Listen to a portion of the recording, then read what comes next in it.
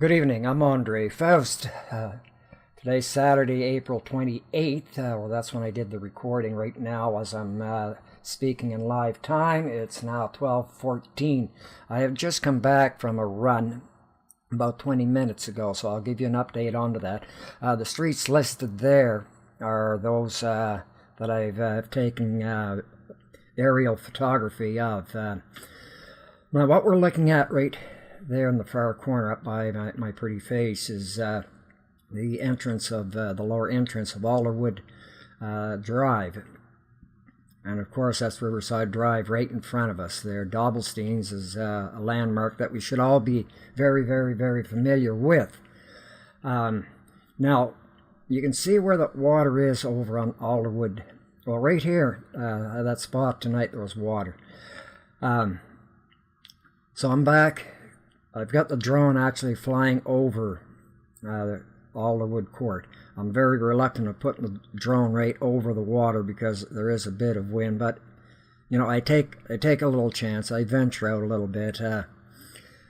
It's just that I don't want to take the chance of it. So that's pretty well saturated. Yesterday it wasn't up that that far.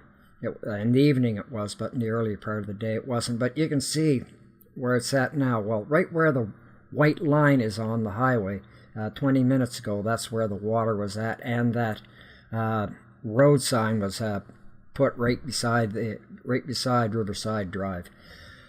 Now, before it crosses that road, it looks like they may be about another half meter to 3/4 of a meter, and once that happens, it's going to be old hell breaks loose in our subdivision. It's it's part of the game, but it's been an unusual flood. I mean, what you're looking at in front's on the right-hand side of Dobbelstein, and that's coming in from the Portobello watershed. Now you can see he's running his sump pump, and yesterday he wasn't. That's how much of a change. But still, the Portobello, it wasn't responding as fast as it has in the past year. So that's what gives me the idea that the St. John River this year acted more like a flash flood than anything else.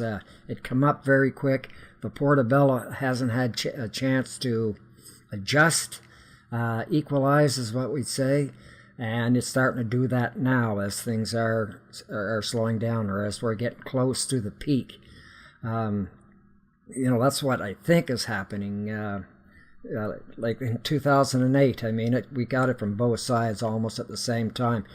Well, I don't have any reports from any video footage from down Majorville. I have seen video footages from from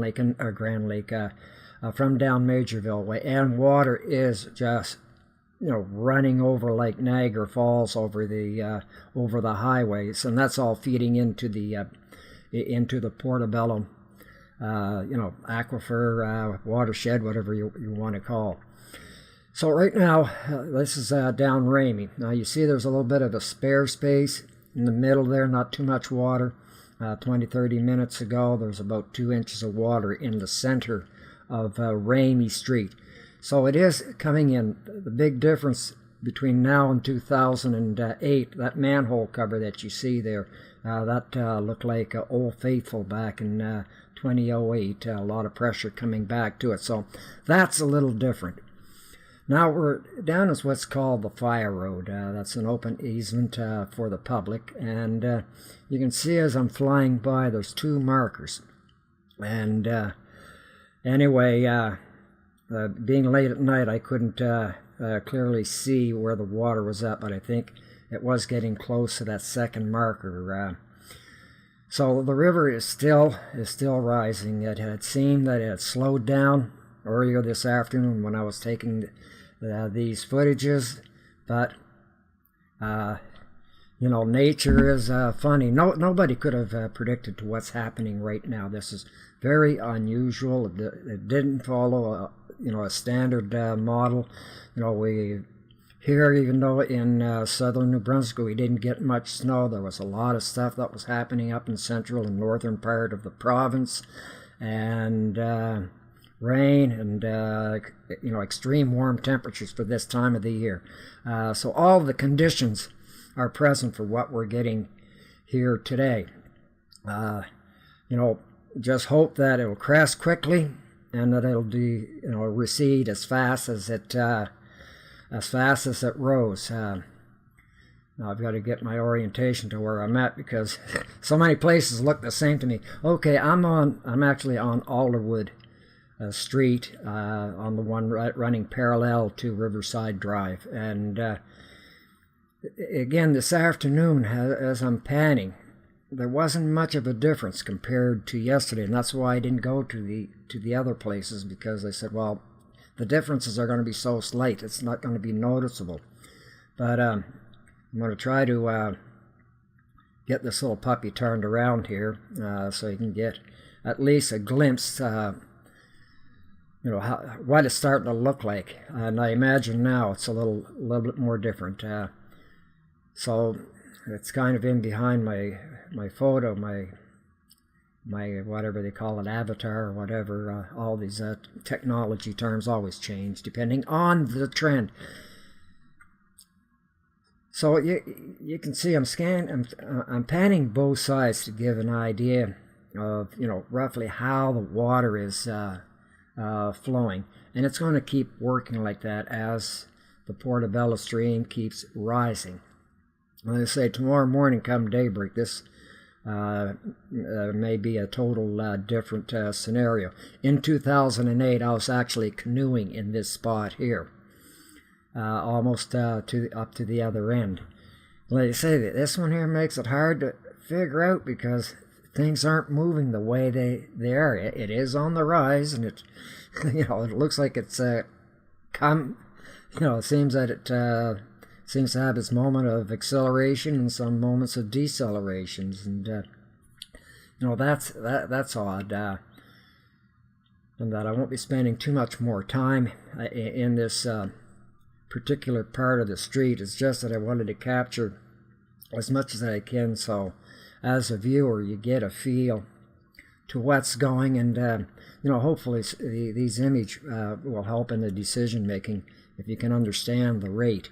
Like I say, it seems to accelerate and decelerate, and that makes it hard to judge. And for those people further down Majorville Lake, my heart is with them. Right now, this is looking at Timber Lane Drive. I didn't spend too much time with it because it would have been a lot more redundancy. But that it's increased. Where the the road sign yesterday was a little further past the fire hydrant that you just seen going by, about 10 feet past that.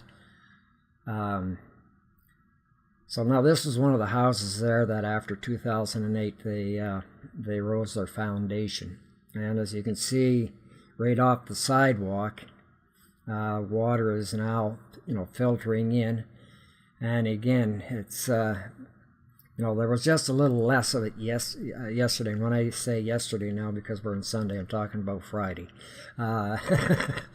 It gets doing these late night sessions, but unfortunately it takes time for me to go get the footage, edit the footing, get the stills from it. All takes time, so unfortunately I can only get these out late at night, and then after I have everything put together, how long it takes me to render the videos.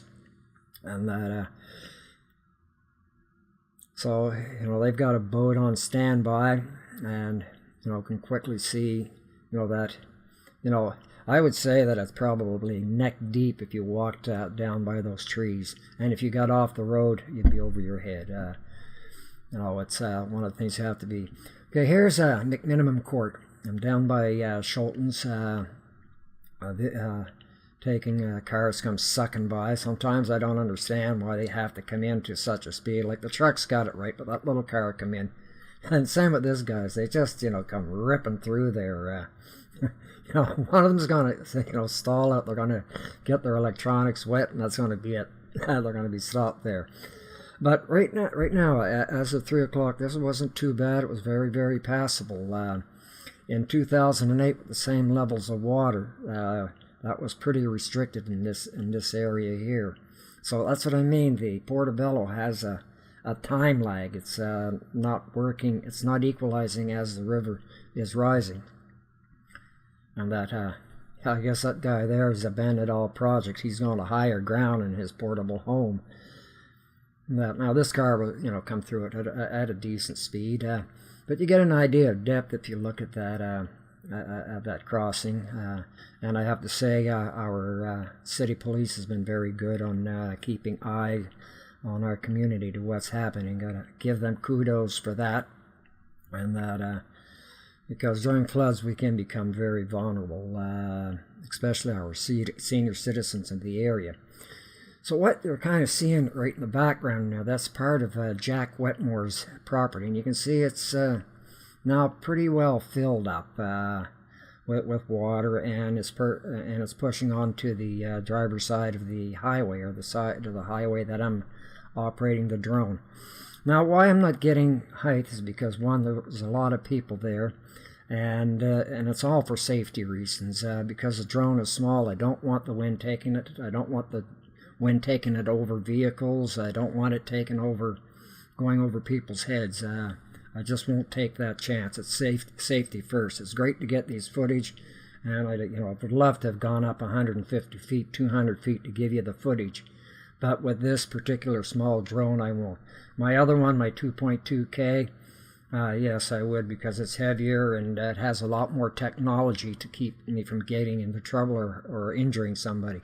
All right, now we're sitting down at Bridgeview Court, and compared to yesterday, the front yards now are completely inundated. This house here, all around the house has emerged into it. I don't know what their basement would look like.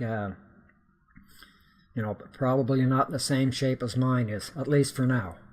Come 3, 4 o'clock in the morning, I could have a whole different story.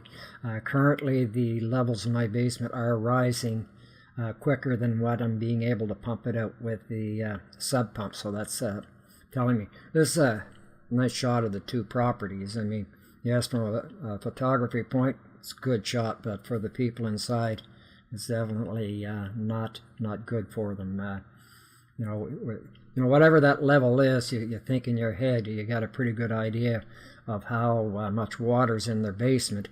And there's at one point you can't let your pump run because your foundation's going to collapse. Archimedes principles, right? Displacement. I mean, a house becomes actually a boat. Well, if it's stuck in there, one or two things is going to happen. Either it's going to float, or the floor is going to buckle in, or the outside walls may collapse in. Most of the cases I've seen is the floor buckle upwards. Now this house in the background is kind of interesting, because after the 2008, they weren't up high. The water almost came in at the window level in 2008, but since then they really built up the land. And if we were to get to 1973 levels, I think they'd be having water back in their basement. Okay, so I'm trying to catch Wetmore's and what they've all done to mitigate the damage of this flood. And you can see, it's moving, it's progressing. Now, by tomorrow afternoon, dinner time, 3 o'clock, that's again going to be all different. Now, I don't know if I'll be able to go do some footage, because it may be possible that at Schultens that I won't be able to cross over because of the depth of the water. I hope that I'll be able to, come down and and out of the videos that I've done, I also use them to do reference point that I can use later on in the future. So this is below Jack Wetmore's main driveway that he comes in, and plenty of water in the Portobello watershed, and that now, I guess, like I've lived here since 1960, and floods, it just becomes a way of life every spring. You kind of expect it. You kind of usually know what's going to happen, you know, around January, February. And this one here, I have to admit, I was thrown off. I was using a standard model, and that model was incorrect because I was looking what we had, the information that I had available back in February, and it told us that we were not going to get a flood. But, you know, what was the probability? You know, basically, I said, you know, if we have a lot of rain and warm, we could be in trouble, but the odds of that happening are highly unlikely. Well, I guess I was wrong. So this is looking down towards Lower St. Mary's. This is a view. Schultens is up and down, and gives you an idea of you know, how things go. And this is a quick shot of the historical events. The greens refers to Fredericton. So thank you very much for staying tuned. I'll try to keep it short, and you know, prayers to all of those in Majorville that things start getting better and not worse. Once again, thank you very much. This is Andre Faust. Till tomorrow night, have a good one.